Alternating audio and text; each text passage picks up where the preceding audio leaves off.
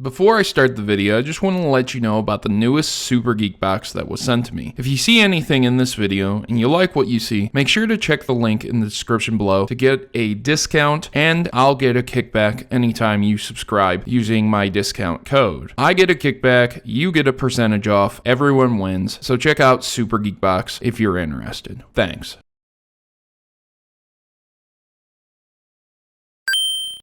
By this time, you may be very well aware of a Nintendo Switch hack that has already been shown, exploits and vulnerabilities within the Nintendo Switch, and just showing off what can potentially be done and how easy it is to hack the Nintendo Switch. The console hasn't even been out for a month and it already got hacked. Now, this is kind of a big deal in multiplayer games and things where people tend to cheat. It was a real big deal in the 360 days. So basically what happened was that there's some possible jailbreaking means. Through that, there's WebKit vulnerabilities. But from the article I'm reading and referencing here and looking through, you can kind of see exactly how they did it, what happened, what's been shown, the proof of concepts, the exploits, and I'm sure there are people out there who have a Nintendo Switch, hacked it, and just haven't desired to post the results yet. What can you do with a hacked Nintendo Switch? Why would you even want a hacked Nintendo Switch? If it's like the 360, eventually you may be banned from using online, and or your system could be bricked, because that's something they can do if you use unauthorized software. You sign the user agreement and it can happen. The reason you might want this stuff is to run programs that wouldn't otherwise run on the Switch. But the strangest thing is, why would you want it on the Switch? See, the Switch is unique that it can play very modern games,